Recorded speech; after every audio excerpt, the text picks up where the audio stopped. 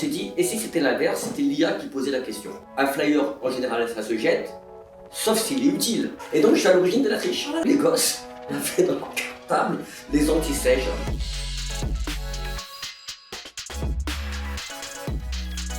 J'ai le plaisir aujourd'hui de vous accueillir sur le podcast Créer son école, c'est mon histoire.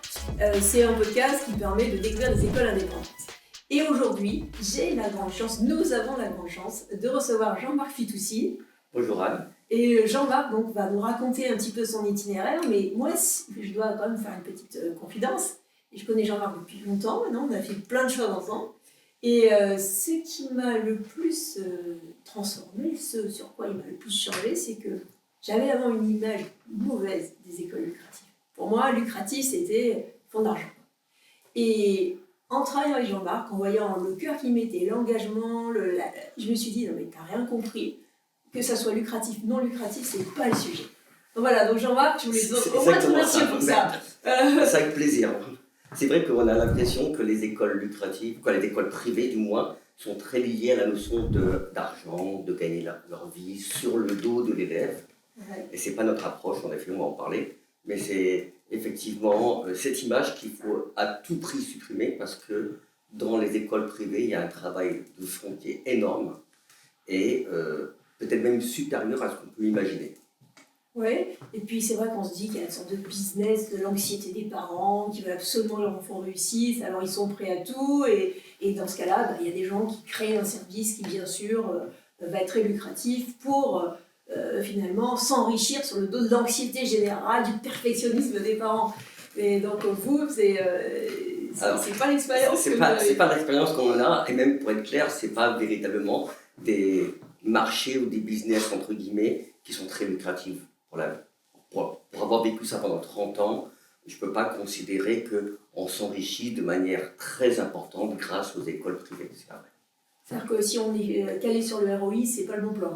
C'est pas le bon plan. Ou alors il faut plutôt aller dans le supérieur, on va dire. Déjà, voilà. Et le supérieur est encore le supérieur à partir de Bac plus 3 à Bac plus 5. D'accord. C'est-à-dire que même les petites classes de supérieur, c'est pas extraordinairement lucratif.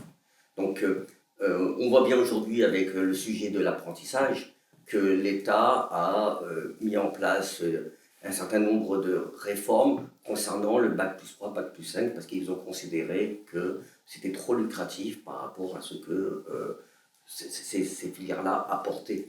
Donc, franchement, le lycée privé ou le collège privé, ce ne sont pas nécessairement des secteurs très lucratifs. Alors, racontez-nous l'itinéraire, comment vous êtes tombé dans le chaudron des écoles. Alors vous partiez des maths, c'est pas évident. C'est très particulier, oui. Alors qu'est-ce qui s'est passé? C'est une histoire très particulière. En fait, il faut savoir qu'aujourd'hui, Progress a été créé donc en 1994. Ouais. Et j'étais encore à la faculté. Ah oui. Enfin, j'étais pas exactement à la faculté, j'étais en stage de fin d'études. J'ai donc un DESS de statistique. Et j'étais en stage, une prolongation de stage au Crédit Agricole, pour ne pas le nommer, dans la partie, on va dire, tout ce qui est actuariat. Ouais. Très smart. Très smart. Actuariat, c'est pas donné à tout le monde. Ouais. Et je vais voir mon père, et je dis, mon père, papa, écoute, c'est pas un truc qui me plaît de rester dans les grandes entreprises, j'ai envie de créer une structure de soutien scolaire. Alors pourquoi? Original quand même, la démarche. Mon père ne comprend pas parce qu'il dit, c'est incroyable, tu fais toutes tes études pour finir. Je dis, écoute, déjà j'aime bien la relation, je donne beaucoup de cours, j'avais aussi des petits postes dans les TD de fac. Ouais. Je donnais beaucoup de cours particuliers et mon père il me dit, mais tu as une carrière dans la banque, c'est dommage que tu fasses prof, etc. Je dis, écoute, c'est ce qui me passionne le plus.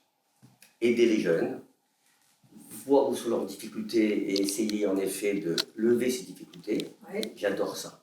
Et le côté, je lui disais ça, grande structure très hiérarchisée dans laquelle chaque fois qu'il y a un événement on fait un pot, chaque fois qu'il y a un départ on fait un pot, chaque fois qu'il y a une arrivée on fait un pot, ça m'agaçait un peu. Et j'aimais bien les pots, mais pas à ce point. Et donc il m'a dit écoute, fais ce que tu veux. Et j'ai un ami dont la grand-mère avait un petit local rue Montmartre près de Châtelet-Halles, qui me dit écoute, ma grand-mère a un petit local, elle t'aime beaucoup, parce que c'est un ami d'enfance, va lui demander si elle est d'accord pour te le louer ou Et te donc, tu as prêter. commencé ta première activité de soutien scolaire dans un petit local rue Montmartre. Rue Montmartre, de 40 mètres carrés. Ah oui, Un petit local, vraiment tout petit, au deuxième étage, d'un immeuble assez vétuste. Et j'ai fait un marché avec la grand-mère en lui disant vous me laissez 6 mois le temps de démarrer et en contrepartie, je vous mets la moquette. j'espère qu'elle a pris des parts dans le groupe Alors- aussi, la grand-mère. Non, elle n'a pas pris des parts dans le groupe, elle aurait dû. Mais elle m'a dit une chose importante, très importante qui m'a marqué. Elle m'a dit tous ceux qui sont rentrés dans ce local ont bien réussi. Donc ça m'a motivé. Ouais. Alors à partir de là, j'ai commencé donc à monter une petite structure qui progresse de soutien scolaire. Donc l'idée c'était effectivement après l'école finalement d'aider les jeunes, voilà, les élèves, etc. Donc ils venaient avec leurs problèmes de maths, français, etc. Donc j'ai commencé un petit peu à recruter un prof de français, un prof d'anglais pour le soutien scolaire et un ami d'enfance, Didier. C'est bon. C'est bon. Je le contacte pour la physique. Et lui était donc à Jussieu et il me dit Jean-Marc, moi j'adore ce que tu fais, est-ce que je peux te rejoindre? Oh, c'est beau ça. Dans mon 40 mètres carrés. Dans mon 40 mètres carrés. Ah ben la moquette. Il voulait à tout prix cohabiter dans un 40 mètres carrés. Alors je lui dis ok, avec plaisir. Et il faut savoir que Didier, c'est un ami d'enfance, mais vraiment, c'est-à-dire qu'on a fait ensemble la maternelle, Ah oui. la primaire, le collège et le lycée. Ah oui, quand même. Oui, oui. Je lui dis écoute Didier, avec plaisir, on va commencer. Toi tu feras la physique, moi je fais les maths. Et comme j'ai aussi à côté, à l'époque ça s'appelait un magistère, un master. Ouais. Ouais. On dit Master. master à l'époque, Maîtrise. maîtrise, voilà, d'économie. Mm. Donc moi je faisais maths et économie, Ouais. et lui faisait physique-chimie. Ouais. Et on avait pris. Et donc ça a commencé comme ça, sauf qu'il fallait se faire connaître. On avait un peu de bouche à oreille. Et donc on a eu l'idée de faire des petits flyers anti-sèche, j'avoue. Au recto, il y avait marqué Progrès soutien scolaire, et derrière, à l'époque, évidemment, Internet n'existait pas, de mettre des anti-sèches d'anglais, de français, de maths, etc. C'est toutes les toi qui as formules. lancé la mode de la triche. De la c'est triche. ça. Et donc, je suis à l'origine de la triche. Oh là là. Et donc, tous les matins, on allait à 7h du matin devant les collèges et les lycées parisiens distribuer notre petit flyer. C'est malin. Voilà. Et en fait, l'idée, c'est de dire un flyer, en général, ça se jette, sauf s'il est utile. Ouais. Et là, tous les gosses avaient dans leur cartable les anti-sèches. Alors, il y avait des formules de géométrie, des verbes irréguliers, etc.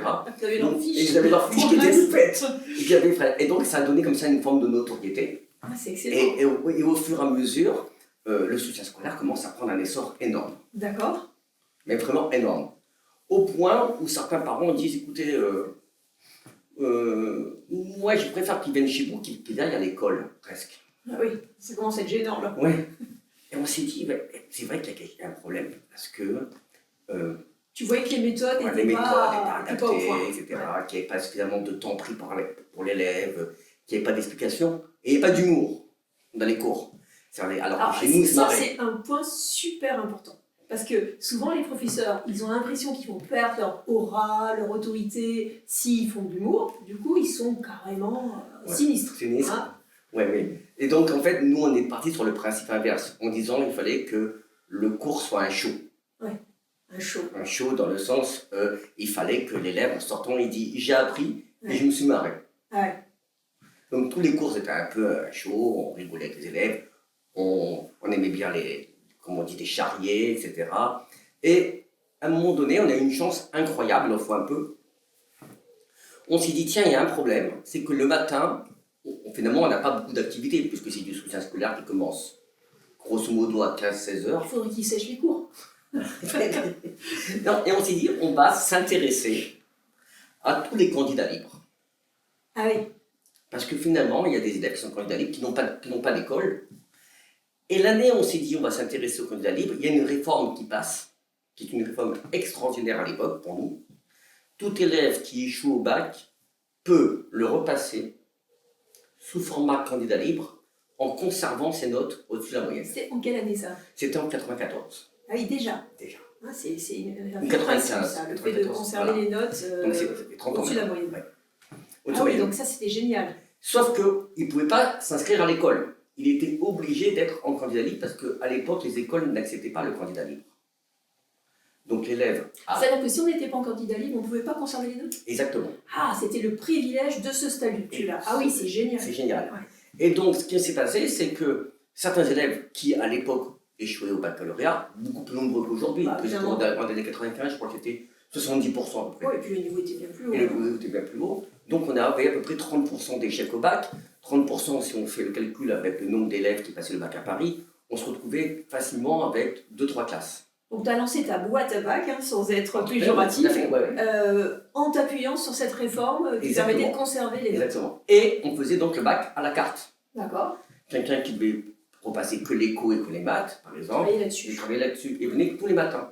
Donc on a commencé le matin à proposer aux élèves en candidat libre, donc ce fameux bac à la carte, Ouais. et l'après-midi on conservait notre activité de soutien scolaire. Ah oui. D'accord. Et donc finalement c'était intéressant pour nous puisque toute la journée notre local de 40 mètres carrés était occupé. était occupé. Donc on avait 3 salles, 2-3 salles, et on arrivait à jongler. Et donc l'idée de commencer à créer son école dans le sens institution a démarré des candidats libres en fait. Après, nous... J'imagine que vous faisiez aussi des stages pendant les vacances, voilà, donc c'était ultra occupé voilà, au niveau du foncier. C'est ça, le foncier. L'optimisation du foncier Oui. et de la ressource humaine. Et des ressources humaines, Ouais. ce qui fait qu'on a dit on va prendre une autre école, un autre local, rue de Passy. Ah oui, Voilà, sans bourgeoise. Là, sans bourgeoise. Sans bourgeoise. Là, on était au cœur de la rue de Passy. Donc Après, on a- c'est Auteuil-Neuilly. Ouais, presque. Et donc, on s'est retrouvé donc avec 2 établissements, un à Passy et un à Paris 2e, donc rue Ouais. Montmartre. Et on a fait pendant comme ça 2-3 ans du bac en candidat libre. Et les parents nous disent, écoutez, nous, on préfère que vous fassiez du vrai bac. Ouais.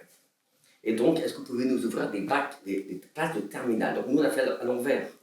Au lieu de commencer par la 6e et donc la montée pédagogique, normalement, jusqu'à la terminale, Vous avez fait à l'envers. on a fait à l'envers. Et on a commencé par les terminales scolarisées. Ah oui, ça c'est très important parce que comme vous savez où vous voulez amener les enfants, vous pouvez progressivement se dire bah, il faut poser ça comme acquis, ça comme habitude et petit à petit le construire à À l'envers. l'envers. C'est beaucoup plus efficace. C'est plus efficace. Mm. Et donc, on a commencé à devenir école où on scolarisait donc les élèves à partir de 97, 98.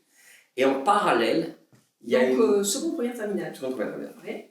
Et en parallèle, il y a une femme qui nous contacte pour dire moi, ce que j'aimerais, c'est faire du progrès, mais en optique. Ah oui. Et vous vous lancez Et on se lance dans avec l'enseignement elle. pro. Dans l'enseignement pro. Ça, c'est dans les 98-99. On se lance dans les BTS optiques. Ok. On commence par pareil le soutien scolaire Ouais. en optique. Même cheminement. Le soutien scolaire encore en optique. Ouais, en d'accord. optique.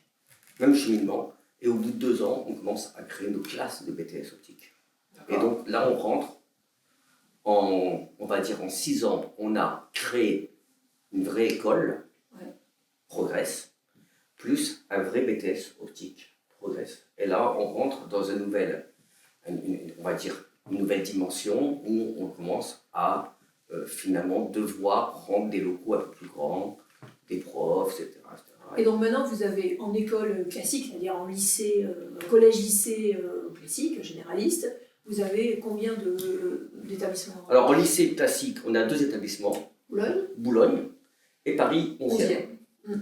Voilà, ça, c'est les 2 lycées, environ 250 élèves. D'accord.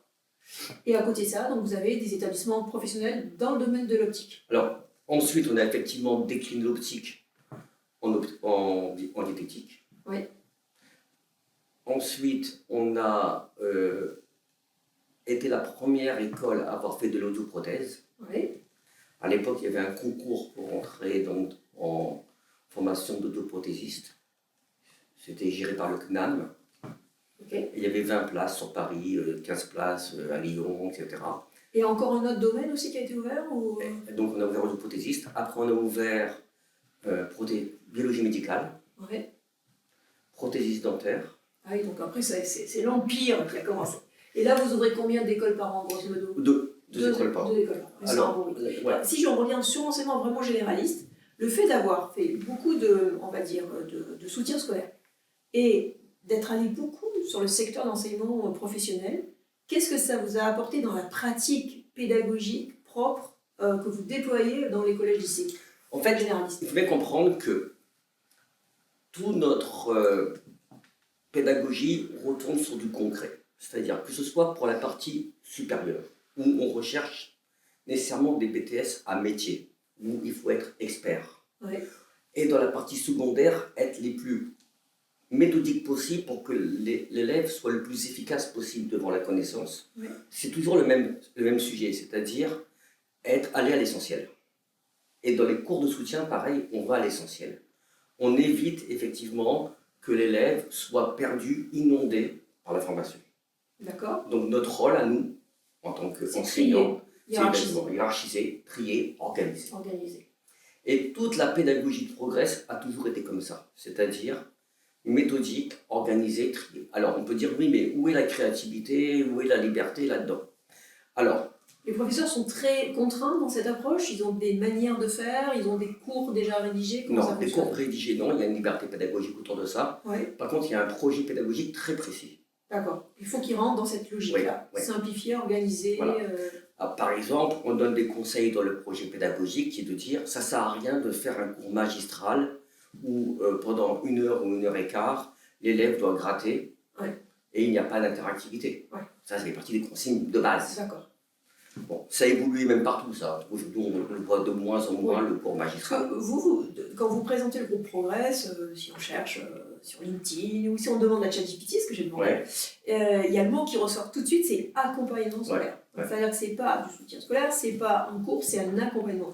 Donc on voit bien que votre démarche, c'est le fait de prendre l'élève, de l'accompagner, de lui donner la méthodologie, de lui donner la motivation, de le prendre en compte peut-être de manière assez large, pour qu'il arrive à apprendre et il soit sur un chemin de réussite. Donc, ça veut dire quoi, du coup, cet accompagnement concrètement? Vous confiez un élève, déjà, motivé. Oui, c'est ça, l'élève tel qu'il est. Parce tel qu'il est. C'est pas l'élève tel que je veux, c'est l'élève tel qu'il est. Mais ça, c'est très important. Et non pas tel qu'il pourrait être. Et tel qu'il pourrait être non plus. Parce que le tel qu'il est, ça change tout dans l'approche. Parce que beaucoup d'écoles privées, en particulier, qui recherchent à avoir des résultats, ils ne le prennent pas tel qu'il est. Et ils le prennent tel qu'il le veut. Donc il y a quand même une grande nuance. Donc nous on part sur le principe que tu viens comme tu es, tu respectes un règlement intérieur qui est le nôtre, qui est quand même relativement, pas trop exigeant, mais quand même assez normal, on va dire. Et pas très précis, c'est ça. Donc on va dire sans nécessairement d'excès sur le comportement, mais il faut être quand même respectueux. Et ce qui est très important, c'est qu'on essaie de comprendre où il bloque. Est-ce qu'il bloque parce qu'il y a un problème de motivation? Vous cherchez le levier, voilà, c'est ça. Est-ce qu'il bloque parce qu'il a un problème personnel? Est-ce qu'il bloque parce qu'il n'a pas finalement un problème tout simplement de compréhension des cours pédagogiques? Donc l'idée c'est ou parfois même il ne bloque pas, mais l'idée effectivement c'est d'essayer de comprendre où est le blocage. À partir de cette analyse, on peut mettre en place des solutions. Sur mesure. Sur mesure. Et ça prend un temps fou, ça. Comment vous faites pour vous rendre disponible pour ça? C'est quand même... vous demandez beaucoup, là, votre corps professoral à vous-même. Énormément. Ils sont super bien payés. C'est énorme. ils sont correctement payés. Et je vais vous dire, ce qui est très intéressant, Anne, c'est qu'on a très peu de turnover. C'est-à-dire qu'il y a 90% de l'équipe. Ça, c'est la preuve du succès. Et la même depuis une vingtaine d'années. Ils sont groutisés. On n'est pas loin de la secte. Non, mais blague à part, donc ça veut dire qu'en fait, ils ont une satisfaction personnelle profonde et professionnelle parce qu'ils voient progresser les élèves et ils aiment ça. Ils sont totalement imprégnés par cette mission. En tout cas, moi, quand je suis en contact avec votre équipe, je dois reconnaître qu'ils sont au taquet. Ils sont très réactifs. Très réactifs. C'est pas comme ça partout. Oui, je sais, ça fait partie aussi d'une ambiance, d'une atmosphère où on veut tout de suite donner la réponse. C'est ça. Il y a un problème, il y a une réponse. Des réponses tout de suite. C'est ça. Alors ça, peut-être, ce qui paraît, je suis un petit peu l'initiateur de ça, peut-être. Oui. Mais c'est vrai qu'ils adorent le principe de on échange vite et bien. Oui, et puis il y a un esprit que j'ai remarqué qui est, il y a un problème, on le résout. Ouais, c'est ça. Il y a un côté mécano. Exactement. Tiens, je suis quelqu'un qui va résoudre des problèmes. C'est exactement notre ADN. Ouais. C'est-à-dire, à un problème, on va trouver une solution rapidement. Et c'est ça qui vous plaît en plus de ça. À la limite, il y aura un élève qui n'aurait pas de problème particulier, ça ne vous intéresserait pas beaucoup. Oui. Parce que bon, on dirait, ok, d'accord, Ouais, il n'y a pas besoin de nous. ouais, exactement. C'est moins intéressant. Et c'est vrai que nous, on aime les sujets un peu difficiles, les sujets où finalement on se dit c'était presque foutu, Ouais. ou même foutu, et on arrive à avoir trouvé la clé. Ce qui m'a impressionné dans tout ce qu'on a pu faire ensemble, notamment on s'est battu sur le bac, on s'est battu sur l'évaluation, on s'est battu sur la prise en charge des enfants qui ont un handicap. Ce qui m'a impressionné à chaque fois, c'est que vous aviez vraiment un sens de la justice et une vraie détestation des discriminations. C'est-à-dire qu'en fait, un jeune qui bosse, il faut qu'il ait sa chance. Il ne faut pas que des bâtons lui soient mis dans ses roues comme ça, sans vraie logique. Et donc, il y a une dimension quand même très... pas forcément sociale au sens où ce mot est galvaudé de toute manière, mais il y a quand même une dimension où vous vous battez pour que ça soit plus juste. Et moi, ça me frappe beaucoup dans votre approche. En fait, je trouve que tous ces jeunes, malgré tout, au bout du compte, ce sont un peu des victimes d'une situation. Que ce soit une situation familiale, que ce soit une situation due à un établissement qui ne les a pas compris. Donc on part sur le principe que eux, entre guillemets, ils y sont un peu pour rien.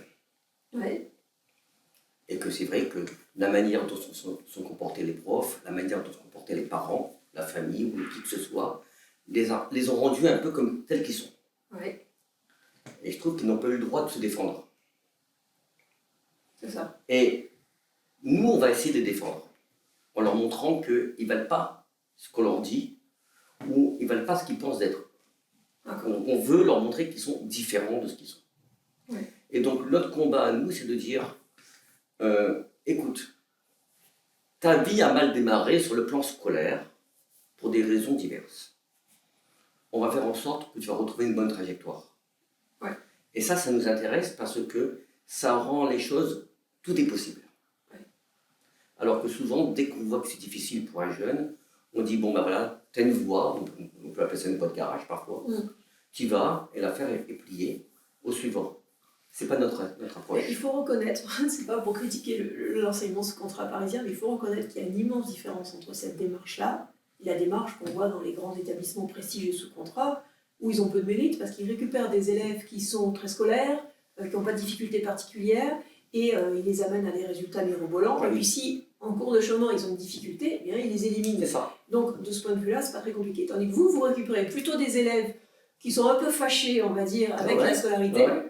Et ou avec la vie parfois, et vous essayez de leur dire en fait c'est dans tes mains et on va être à tes côtés. Exactement, c'est dans nos mains à tous. Et aujourd'hui, de plus en plus, je demande aux parents de s'investir parce que, avant je faisais moins, mais aujourd'hui je demande aux parents de s'investir parce que les risques de sortie de trajectoire sont beaucoup plus importants aujourd'hui en raison des réseaux sociaux, en raison des fréquentations, en raison des tentations. Donc, je demande aussi aux parents d'être beaucoup plus présents. Et comment vous faites? Parce que c'est pas évident de les mettre à bord. Il faut être ferme. Ouais. Vous exigez des parents, vous éduquez les parents. Il y a une forme d'éducation.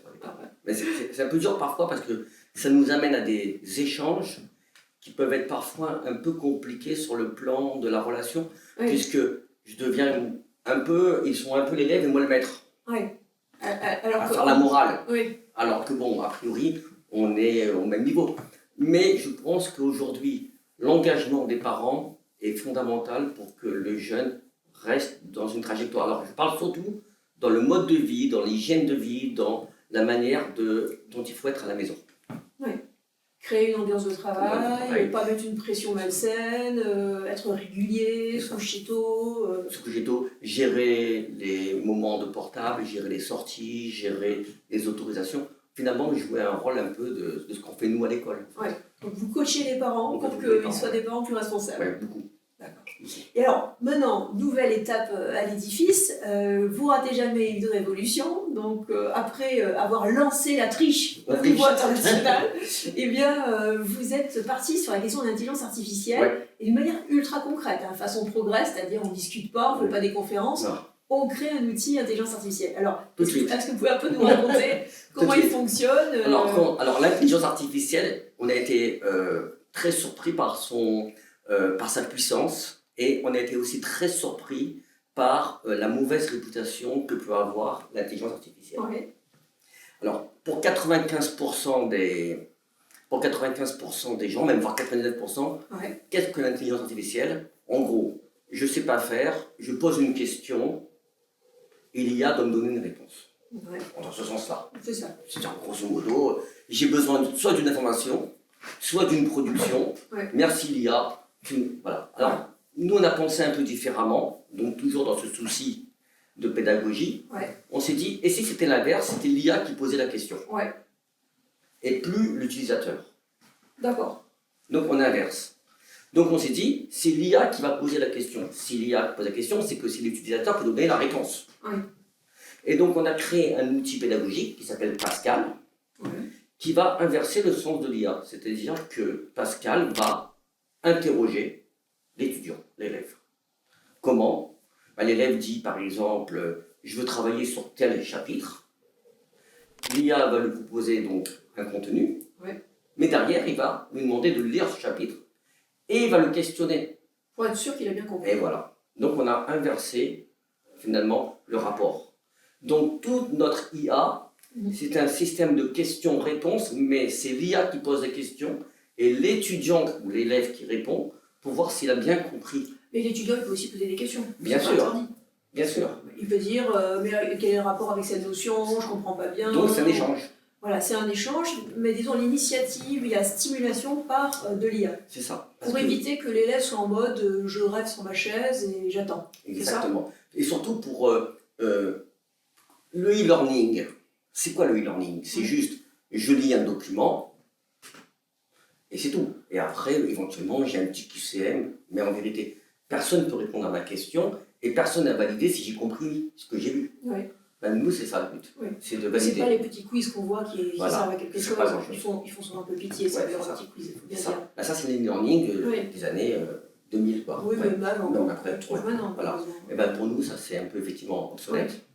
Et aujourd'hui, donc, on est plutôt dans un système de dialogue entre l'étudiant et l'IA. Donc si on prend un élève, on va dire de terminale, qui est au groupe Progress, il accède quand à cette IA? Comment? Sur son au téléphone, sur son ordi, à quelle heure? Pendant le cours, chez lui? Alors, il accède à sur cette IA tous les jours, 7 jours sur 7, et il a accès à tous les cours de toutes les matières disponibles par filière, c'est-à-dire pour le bac général, pour le bac STMG. Et donc, il peut accéder à tous les cours quand il veut, en fait. Donc il peut en faire un usage aussi bien le week-end, le soir, Ouais. mais aussi à l'interclasse, Tout le temps. voire en cours, vous le laissez utiliser en cours? Non, non. Pas en cours, parce que Non. sinon ça serait la dérive. Oui, tout à fait. Non, mais c'est un complément. Hein. D'accord. C'est pas du tout un professeur qui va remplacer le professeur. C'est un professeur particulier. Par exemple, s'il est en train d'apprendre, je sais pas moi, la trigonométrie, est-ce qu'il peut dire à l'IA, fais-moi trois exemples, 3 exercices d'entraînement Complètement. sur ce sujet? Complètement. Il peut lui demander et l'IA lui Complètement. propose. Complètement. Voilà. Il peut lui demander même de revoir le cours, il peut lui demander de donc, faire des exercices, il peut également lui poser une question qu'il a vue en classe, qu'il n'a pas compris, et qui demande à l'IA, est-ce que tu peux répondre à cette question? Parce que je n'ai D'accord. pas compris cet élément-là. D'accord. Et par contre, l'IA peut dire, voilà, pour être sûr que tu as bien compris ma réponse, voilà un exemple. Pour Ok. voir, pour conforter, pour valider que l'élève a bien compris. Et que disent les élèves? Ils sont contents de Ils cette sont IA? très contents. Parce que c'est moderne ou parce que ça les aide vraiment? Il y a un côté snob ou il y a un côté vraiment. Il y a un côté un peu snob toujours, parce que c'est nouveau, et en plus ils sont privilégiés, Ouais. parce qu'on est la seule école à mettre ça en place. Oui. Mais beaucoup sont contents parce que ça les rassure. De Ouais. savoir que, par exemple, si le cours en classe n'a pas été compris, ils peuvent toujours s'appuyer sur cette IA. Et les parents, comment ils réagissent? Extraordinaire. Ils sont très contents. Ouais. Et les parents qui avaient des habitudes d'avoir des professeurs particuliers à domicile, comment ils réagissent? Ils considèrent que c'est plus la peine d'avoir ces Non, on n'en est pas encore là. On n'est pas encore là. On n'en est pas encore là parce que l'IA, telle que nous on l'a développée, n'a pas encore fait ses preuves dans le sens purement résultat. Aujourd'hui, on est quand même dans. Ça a 6 mois. Oui. Donc c'est très prétentieux de dire aujourd'hui que Ça remplace ça remplace une ça remplace l'humain. Mais en tout cas, on y travaille. Après avoir créé la triche, il Voilà. ne faudrait pas quand même que vous mettiez au chômage la totalité des répétiteurs. Non, alors non, par contre, tout le monde n'a pas le droit des répétiteurs dans la vie. Ouais. Et que, aussi, on parlait tout à l'heure de justice. Ouais. Le nombre d'enfants qui n'ont pas le droit à des répétiteurs est supérieur à ceux qui en bénéficient. Bien sûr. Donc, pour moi, cet outil, c'est aussi un moyen de démocratiser cette notion d'aide à domicile. Oui. Parce qu'il n'y a pas de raison qu'un enfant qui n'a pas les moyens de payer un prof 20, 30, 40 euros de l'heure n'ait pas un outil pour lui. Donc cet outil est également, pour moi, un sujet d'équité ou en tout cas de justice face à la pédagogie. Ça serait intéressant d'avoir l'avis de nos auditeurs et spectateurs. Est-ce que vous utilisez un IA ? Est-ce que vous êtes plutôt favorable et pourquoi ? Et est-ce que vous pensez que ça va remplacer complètement les humains, entre guillemets ? Mais n'hésitez pas à nous mettre tout ça en commentaire ou nous écrire. Et écrire aussi à Jean-Marc. Avec plaisir. Mais alors, Jean-Marc, du coup, cette IA, ça va être réservé à Progress, il faudra faire partie de la secte, ou bien on pourra se la procurer quand même ? Alors, on peut se la procurer, même si on est hors secte. Bon, très bien. On peut se la procurer à la rentrée prochaine, il y aura une plateforme. Alors, notre IA a une caractéristique aussi, Anne, qui vous préciser, c'est qu'elle est ouverte à l'infini. Je m'explique. Si vous avez besoin demain pour votre enfant d'un module particulier, d'apprendre le chinois par exemple, et vous avez un référentiel que vous voulez à tout prix appliquer, eh ben, vous pouvez nous faire la demande et on vous met en place un assistant IA qui permettra à votre enfant d'apprendre. Alors juste peut-être pour expliquer un peu pour les spectateurs, un référentiel, c'est une sorte de liste de ce que l'enfant doit connaître et savoir faire. Les compétences. En général, c'est défini par l'État ou le RNCP, donc on dit un élève doit savoir ça, il doit savoir faire ça, et voilà comment se présente l'examen final. Donc, à partir de là, vous construisez toute une IA qui permet de l'entraîner. Exactement. Donc en fait, on peut aussi créer effectivement un assistant à la demande. D'accord. Parce que il y a des demandes variées. Quelqu'un qui veut par exemple passer un CAP pâtisserie et il y a peut-être un module économie, et bien nous demande et on lui crée. D'accord. Donc l'idée c'est vraiment d'adapter le. Donc pour vous contacter, on contacte le groupe Progress. Oui, le groupe Progress. Alors ça c'est pas tout de suite disponible. Ça sera à la rentrée prochaine. Mais c'est ça le projet aujourd'hui, c'est de proposer un certain nombre d'assistants qui existent déjà, mais également solliciter les personnes qui veulent un assistant personnalisé, on peut leur créer également. Est-ce que vous pensez que vous allez lancer une véritable tendance, que les écoles vont se lancer là-dedans ? Parce que, en tout cas, moi, je n'entends pas beaucoup d'écoles qui osent faire ça. Parce qu'en fait, leur approche aujourd'hui est une approche réticente de l'IA inversée. Ça veut dire l'IA tricheur. L'IA qui va donner les réponses, l'IA qui va faire le devoir à la place de l'enfant, etc. Or, nous, on voit l'IA complètement de manière différente, à l'opposé. L'IA comme un outil d'ouverture du savoir, de transmission de savoir. Ça, je comprends, mais les parents, ils peuvent se dire mon enfant, il est déjà toujours sur son téléphone. Si en plus, maintenant, il passe son temps à discuter avec l'IA plutôt que de discuter avec nous ou faire du sport ou sortir, est-ce que ça ne va pas renforcer encore la consommation excessive d'écran et de temps téléphonique ? En fait, je préfère que les parents disent tu vas passer moins de temps sur les réseaux sociaux et plus sur l'IA que de dire je vais mettre au même niveau le temps passé au niveau des réseaux et au niveau de l'IA. L'IA aujourd'hui c'est un outil pédagogique. Donc il faut qu'ils mettent 0 réseaux sociaux par exemple, et 100 l'IA. Quitte à contrôler, il vaut mieux effectivement contrôler, aller s'orienter vers des outils pédagogiques. Et vous conseillez, vous, le contrôle par les parents de l'usage du téléphone ou pas plus que ça ? Si. Évidemment, jusqu'en terminale. Mais je pense que c'est fondamental. Et je pense que ne pas le faire et dire je lui fais confiance est une grave erreur. Sincèrement, je pense qu'aujourd'hui, très peu de jeunes entre 15 et 17 ans a la maturité pour pouvoir se contrôler. C'est normal. C'est très addictif en plus, alors c'est fait pour. C'est fait pour nous faire glisser. C'est le but. Et par ailleurs, si même les adultes ont du mal parfois à s'y échapper, je ne vois pas comment un jeune de 15 à 17 ans peut lui-même s'y échapper. D'accord. Bon, Jean-Marc, merci. Je pense qu'on a fait un bon petit tour de la création de l'aventure Progress. Et puis de l'IA, elle a un nom ? Pascal. Ah oui, quand même, on met les standards élevés, chez Progress. D'accord, c'est pas Pinocchio, quoi. Voilà, c'est ça, on a hésité entre les deux. D'accord. Merci beaucoup. Merci. Et donc, rendez-vous au prochain épisode de podcast pour découvrir une nouvelle école et une nouvelle chose que ces écoles apportent à l'éducation.